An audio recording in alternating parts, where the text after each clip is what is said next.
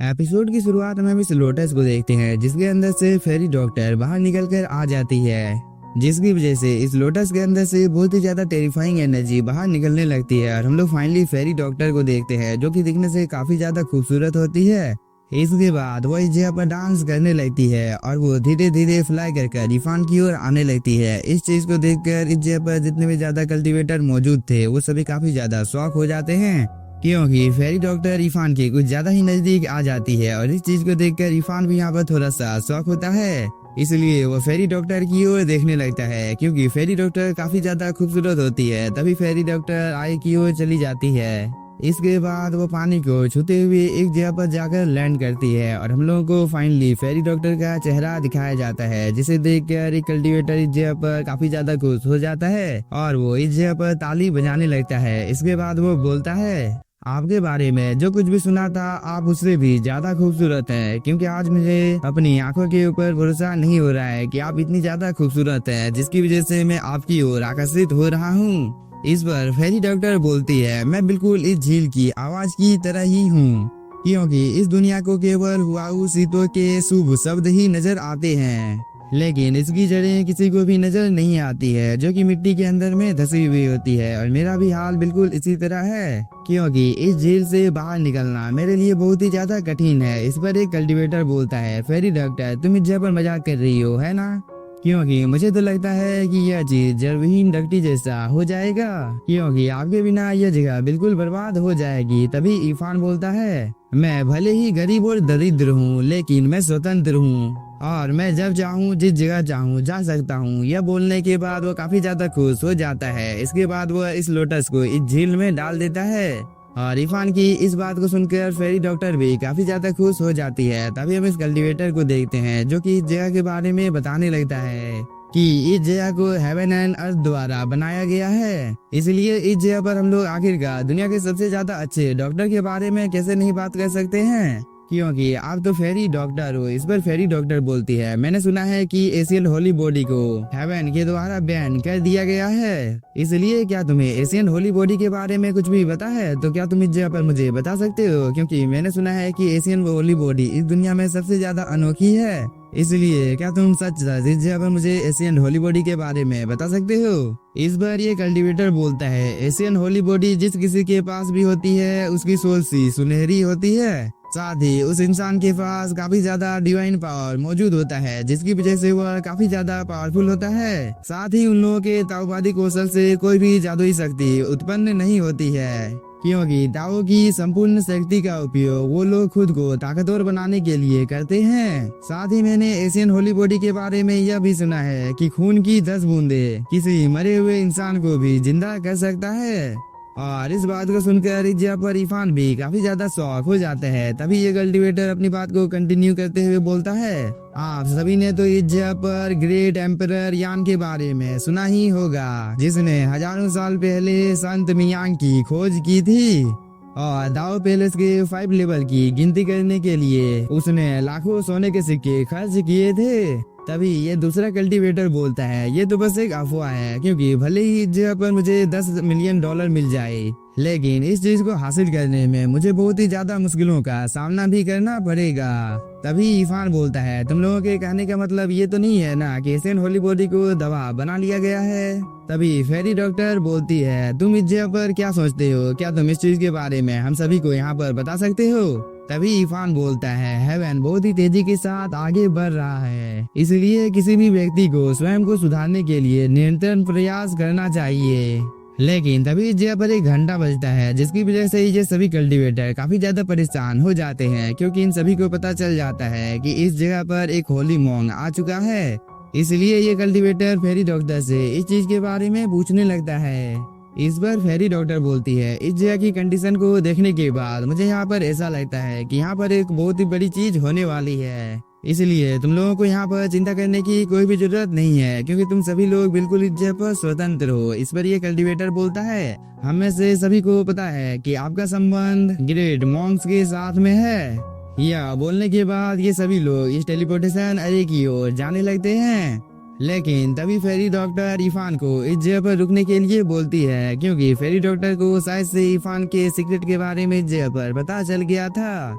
इसके बाद हम लोगों को बाहर का सीन दिखाया जाता है, जहाँ पर इन सभी कल्टीवेटर को देखकर ये सभी लोग काफी ज्यादा खुश हो जाते हैं। लेकिन इन सभी कल्टीवेटर की हालत यहाँ पर काफी ज्यादा खराब होती है और ये कल्टीवेटर बोलता है, इस घंटी की आवाज ने मुझे काफी ज्यादा डरा दिया था। इसलिए क्या ऐसा हो सकता है कि किसी ने यहाँ पर खुद को एम्परर घोषित कर दिया है? तभी डीमन पैलेस का ये कल्टीवेटर भी बाहर आ जाता है और वो बोलता है, इस जगह पर जरूर से ही कोई बहुत ही बड़ा खतरा है। इधर हम इस एल्डर को देखते हैं जो कि इरफान के बाहर आने का इंतजार कर रहा था। साथ ही वह इस आदमी को बोलता है, अब तुम इस जगह पर हार स्वीकार करने के लिए तैयार हो जाओ। यह बोलने के बाद वह इन लोगों से काफी ज्यादा युवान स्टोन को ले लेता है। इसके बाद ये एल्डर अपने मन में सोचने लगता है, यह ठीक वैसा ही था जैसा मुझे उन डाकुओं ने बताया था। इसके बाद हम लोगों को फेरी डॉक्टर को दिखाया जाता है जो कि इरफान को बोलती है, इस जगह पर आने की वजह से किसी के विशेष समय की बर्बादी हो रही है ना? क्योंकि मुझे लगता है कि तुम एक स्टोन इस जगह पर लेकर आए हो। इस पर इरफान बोलता है, मैंने बाहरी दुनिया में यान जियान जी की बहुत ही ज्यादा प्रशंसा सुनी है और आज किस्मत से हम लोगों की मुलाकात भी हो जाती है, जिससे मुझे पता चलता है कि बाहर में मैंने जो कुछ भी सुना है वो सब कुछ बिल्कुल सच है। तभी फेरी डॉक्टर बोलती है, इरफान क्या तुम मुझे एशियन होली बॉडी के बारे में और कुछ बता सकते हो? इस बार इरफान बोलता है, मुझे भी एशियन होली बॉडी के बारे में उतना कुछ पता नहीं है जितना कि मैं आपको बता सकता हूँ। इसलिए क्या आप इस जगह पर मुझे बता सकती हैं कि आपको एशियन होली बॉडी में इतनी ज्यादा दिलचस्पी क्यों है? इस बार फेरी डॉक्टर बोलती है, मेरा हार्ट दाओ के प्रति समर्पित है, इसलिए मैं किसी भी हालत में एशियन होली बॉडी के बारे में जानना चाहती हूँ, क्योंकि मेरे एंसेस्टर ने एशियन होली बॉडी के मार्ग को देखा है। इसलिए स्वाभाविक रूप से मैं भी एशियन होली बॉडी के बारे में और भी ज्यादा जानना चाहती हूँ। तभी इरफान एशियन होली बॉडी के बारे में बताने लगता है कि एशियन होली बॉडी बहुत सारे संसाधनों का उपयोग करता है, इसलिए अगर तुम पावरफुल फोर्सेस के साथ शामिल ना होकर खुद अपनी जरूरतों को पूरा करना चाहते हो तो इस चीज में काफी ज्यादा प्रॉब्लम का सामना करना पड़ सकता है, क्योंकि मैंने काफी ज्यादा कठिनाइयों का सामना किया है और मुझे पता है कि मैं यहाँ पर जो कुछ भी बोल रहा हूँ वो आपके काम का नहीं है, इसलिए मैं आपसे माफी चाहता हूँ। इस बार फेरी डॉक्टर बोलती है, मैंने अफवाह सुना है कि तुमने जियाओ पेंग एम्परर को हराया है, क्या ये बात सच है? क्योंकि याओ गुआन को हराने वाला केवल 10 ही प्लेयर्स उत्तर में प्रसिद्ध है, इसलिए इस अफवाह के ऊपर भरोसा करना बहुत ही ज्यादा मुश्किल है, इसलिए क्या तुम सच्चाई मुझे बता सकते हो? इस बार इरफान बोलता है, फेरी डॉक्टर शायद से आपको इस जगह पर कोई गलतफहमी हो गई है, क्योंकि वह इंसान मैं नहीं हूँ। इस बार फेरी डॉक्टर बोलती है, तुम्हारे पास जो स्टोन मौजूद है वो काफी ज्यादा रेयर है, इसलिए तुम्हें सावधान रहना चाहिए, क्योंकि मैं तुम्हें यहाँ पर जिस चीज को देने वाली हूँ इस चीज को हासिल करने के लिए तुम्हारे पीछे काफी सारे लोग आने वाले हैं। यह बोलने के बाद वह इस चीज को बाहर निकाल लेती है और वो इस ट्रेजर को इरफान को दे देती है। इसके बाद हम लोगों को कुछ देर बाद का साइन दिखाया जाता है, जहाँ पर एक लड़की बोलती है, युवा मास्टर के सभी उत्तराधिकारियों को होली सन के रूप में चुना गया है, लेकिन मुझे इस जगह पर ये समझ में नहीं आ रहा है कि आप एशियन होली बॉडी में इतना ज्यादा रुचि क्यों रखती हैं, इसलिए आपको इस जगह पर सावधान रहना चाहिए। इस पर फेरी डॉक्टर बोलती है, अगर एशियन होली बॉडी 10,000 साल पुराने अभिशाप को तोड़ सकता है तो मैं उसके साथ जुआ खेलने के लिए इस जगह पर तैयार हूँ। इधर हम इरफान को देखते हैं जो कि आई की ओर जाने लगता है, लेकिन यह सीन यहीं पर कट होता है। हम लोगों को कुछ देर बाद का टाइम दिखाया जाता है, जहाँ पर ये सभी कल्टीवेटर एक जगह पर आ जाते हैं और इरफान इस जगह पर इन सभी लोगों को बोलता है, अगर आप लोगों के पास टाइम हो तो क्या आप लोग इस जगह पर मुझे कुछ सिखा सकते हैं? तभी एक कल्टीवेटर बोलता है, एम्परर वू सुई का जन्म बहुत ही ज्यादा जल्दबाजी में हुआ था, लेकिन इस जगह पर जियांग जिया और काफी ज्यादा मेजर फैमिली मौजूद है, साथ ही जिदाओ के जितने भी ज्यादा नकली वेपन मौजूद हैं वो सभी चिकन पाउडर में अब कुछ ही देर में बदल जाएंगे, क्योंकि 100 से ज्यादा लोगों की मौत पहले ही हो चुकी है। इसलिए इस खेल को देखने में अब हम लोगों को और भी ज्यादा मजा आने वाला है। तभी हम यहाँ पर इस कंपटीशन के मैनेजर को देखते हैं जो कि बोलता है, इस बार तो काफी ज्यादा कल्टीवेटर इस जगह पर आए हैं और इस बार के युवांशी सम्मेलन में काफी ज्यादा पावरफुल कल्टीवेटर पार्टिसिपेट किए हैं, जो कि कोई नॉर्मल बात नहीं है, क्योंकि इस बार के कंपटीशन में तुआओ चांग ने भी भाग लिया है और इसके बारे में तो हम सभी को पता ही है कि वह कितना ज्यादा पावरफुल है। यह बोलने के बाद वह यहाँ पर इन सभी एल्डर की तारीफ भी करने लगता है, साथ ही वह इन सभी कल्टीवेटर को बोलता है जो कोई भी इस कंपटीशन को जीतेगा उसे नेक्स्ट लेवल में भेज दिया जाएगा। साथ ही 32 कल्टीवेटर को इस प्रतियोगिता के 4 चरण से होकर गुजरना होगा और जो कोई भी इस कंपटीशन का विनर होगा उसे बहुत ही ज्यादा ट्रेजर मिलने वाले हैं। क्योंकि विजेता दोनों पक्षों के सभी ट्रेजर को अपने साथ ले जा सकता है, जो कि कोई नॉर्मल बात नहीं है। इसलिए तुम सभी लोग अपनी एड़ी चोटी का जोर लगा देना, ताकि तुम लोग किसी भी हालत में इन सभी ट्रेजर को हासिल कर सको। इस बात को सुनकर ग्राउंड में चारों तरफ एकदम बहुत ही ज्यादा शोर शराबा होने लगता है। तभी हम एक कल्टीवेटर को देखते हैं, जो कि इन सभी पत्थर के बारे में इन सभी को बताने लगती है कि तुम लोगों के सामने इस जगह पर 20 स्टोन मौजूद हैं और हर कल्टीवेटर यहाँ पर सिर्फ एक ही स्टोन को चुन सकता है। इसलिए तुम लोग इस जगह पर अपने काम में लग जाओ। इस बात को सुनकर इरफान यहाँ पर अपने डिवाइन आई को एक्टिवेट कर लेता है और वो इन सभी पत्थरों की छानबीन इस जगह पर करने लगता है। लेकिन कुछ देर तक छानबीन करने के बाद भी इरफान को इस जगह पर किसी भी ट्रेजर का होने का एहसास नहीं होता है। तभी ये सभी लोग इस कल्टीवेटर के बारे में बात करने लगते हैं कि ये कल्टीवेटर तो काफी ज्यादा टैलेंटेड और प्रसिद्ध है। तभी ये एल्डर इरफान के बारे में बात करने लगता है कि मुझे लगता है कि इरफान तो इस जगह पर सबसे ज्यादा पावरफुल और सुंदर है। इस बात को सुनकर ये सभी लोग इस एल्डर की ओर देखने लगते हैं। इधर हम इरफान को देखते हैं, जो कि इन सभी पत्थरों की ओर देख रहा था। तभी ये कल्टीवेटर इरफान के ऊपर अचानक से हमला कर देता है, लेकिन इरफान ने भी टाइम रहते ही इस अटैक को डॉज कर लिया था। तभी ये कल्टीवेटर बोलता है, मैं उन सभी लोगों का यहाँ पर सफाया करने के लिए आया हूँ, जो कि लोगों को धोखा देते हैं। तभी इरफान बोलता है, क्या आपको युआन टियांगजेंग फ्लैग के बारे में कुछ पता है?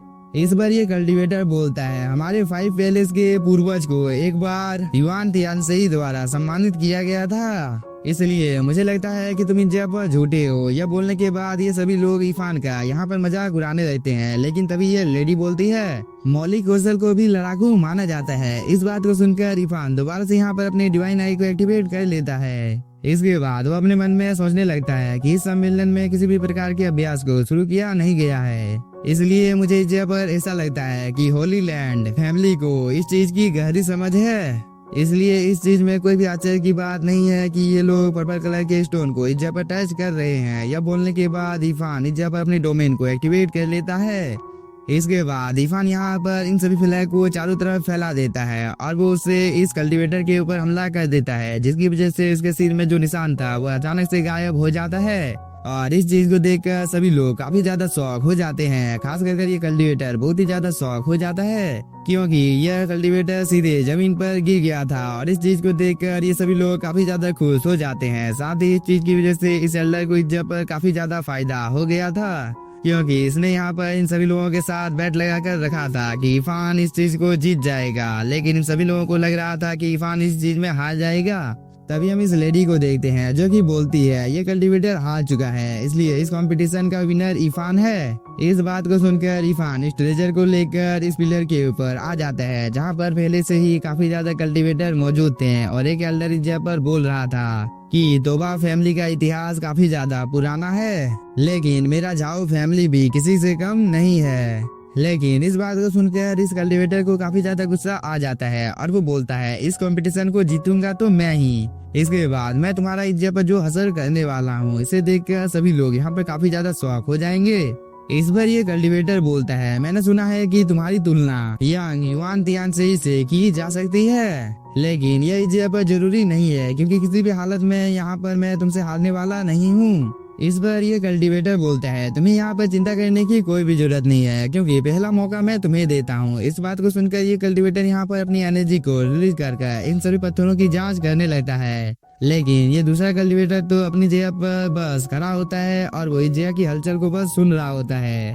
इसलिए कुछ ही देर के अंदर में इस कल्टीवेटर को यह स्टोन मिल जाता है, जिसकी इसे इस जगह पर तलाश थी। साथ ही इसका अपोनेंट भी यहाँ पर एक स्टोन को चुन लेता है। इसके बाद ये एल्डर इस पत्थर को काट देता है, जिसके अंदर से एक ट्रेजर बाहर निकलता है। तभी हम इस कल्टीवेटर को देखते हैं, जो कि काफी ज्यादा खुश हो जाता है और वो अपनी पावर का यूज करके इस पत्थर को इस जगह पर चेंज कर देता है, जिसे देखकर यह कल्टीवेटर काफी ज्यादा शौक हो जाता है और वो बोलता है, यह किस तरीके का मैजिक है। तभी ये कल्टीवेटर बोलता है, तुम्हारी किस्मत काफी ज्यादा खराब है, इसलिए तुम इस कंपटीशन को हार गए हो। यह बोलने के बाद वो इस स्टोन को इस एल्डर को दे देता है और ये एल्डर भी बिना कोई टाइम जाए कि इस स्टोन के 2 टुकड़े कर देते हैं।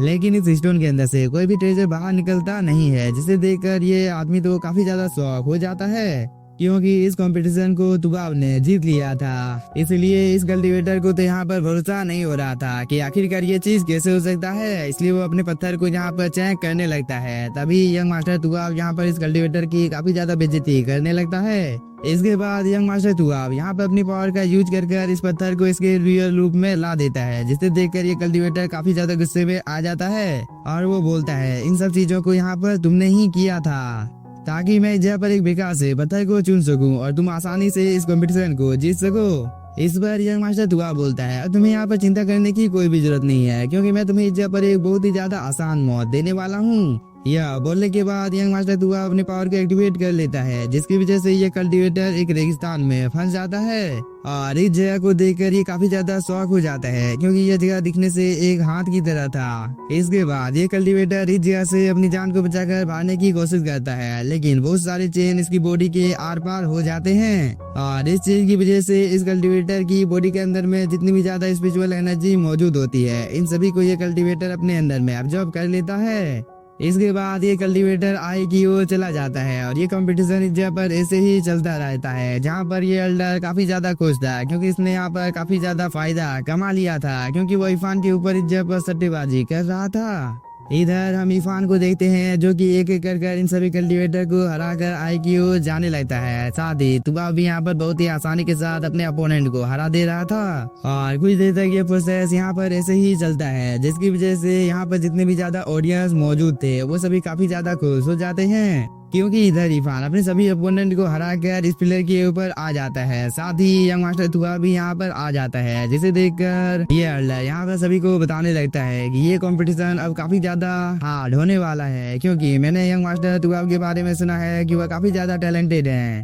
तभी हम फेरी डॉक्टर को देखते हैं जो कि इरफान की ओर देख रही थी। लेकिन इसी के साथ हम लोगों का ये एपिसोड हो जाता है खत्म। तो अगर आप लोगों को एपिसोड पसंद आया होगा तो चैनल को सब्सक्राइब कीजिए और वीडियो को लाइक, और थैंक यू फॉर वॉचिंग।